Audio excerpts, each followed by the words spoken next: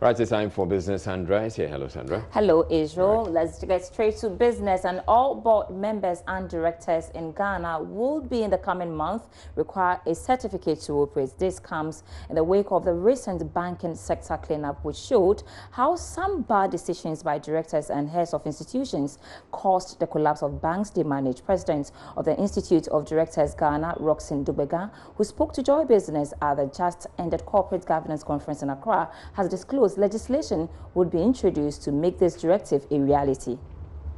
President of the Institute of Directors Ghana, Roxin Dubega, wants a legislation that will order all directors to have a license before taking up positions in the boardroom. He was speaking to Joy Business at the site of an international conference on corporate governance.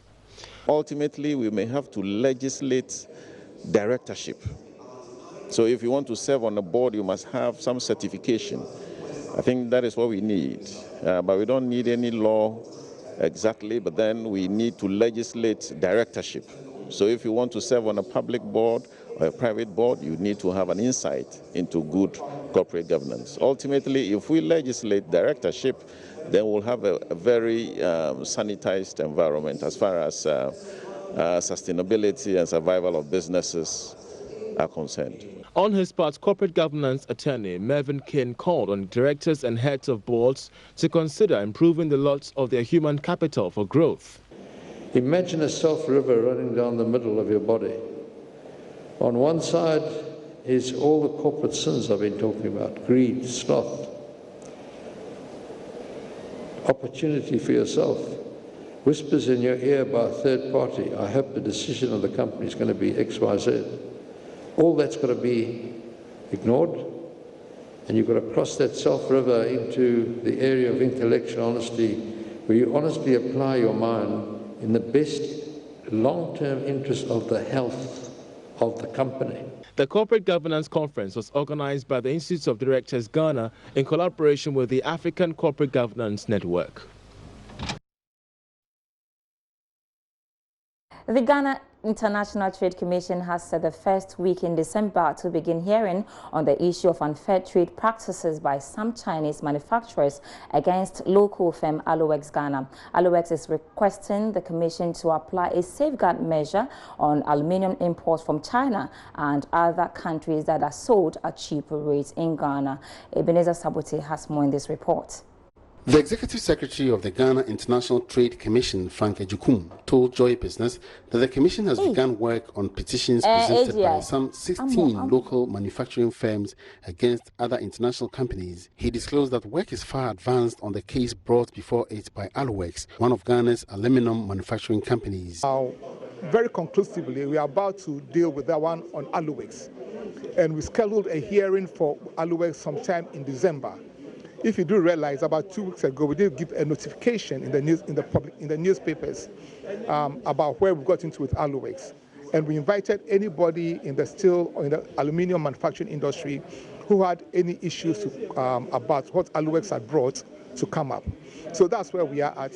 Per our regulations, after the investigations, we go to the next stage of having a hearing where the 5 commissioners will sit and kind of adjudicate or arbitrate on the matters. In this instance, we bring in those that Aloex all have been petitioned against, and they also bring in their responses, and then we move on. So it's only after that that we come to a resolution as to way for it.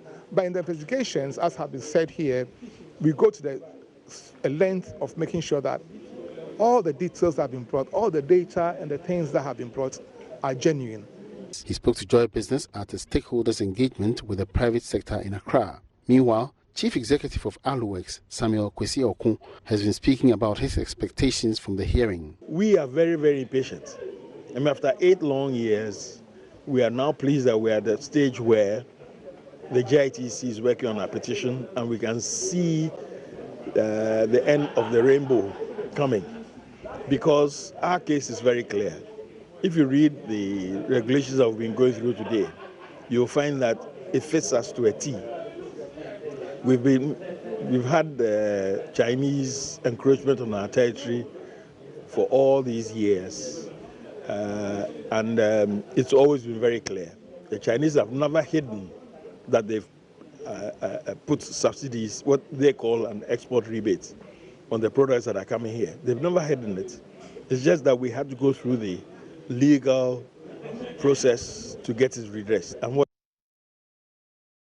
In other news tonight, the Association of Ghana Industries AGI has backed calls for the National Industrial Trade Policy to support local content in the upstream petroleum sector. The regulator of the industry has indicated the country's weak industrial base is making it difficult for the country to meet the local content target. CEO of AGI, Sechum Akwaboa, says part of Ghana's oil money could be strategically used to support the manufacturing sector.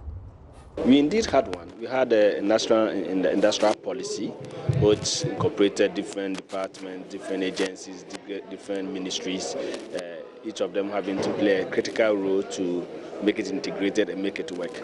I don't think it is actually being, it's taking a different form now, so we need to come back to it. And you are right, we have a weak industrial base. And I made a presentation today that if you look at the trend, since the oil and gas came in, it has increased industry's contribution to GDP, which is good. But it has not driven manufacturing along. It means that whilst we are making good revenue from the oils, we are not actually translating it into manufacturing growth. And therefore, at some point when you want to promote local content, the manufacturing to support local content is not really jarring.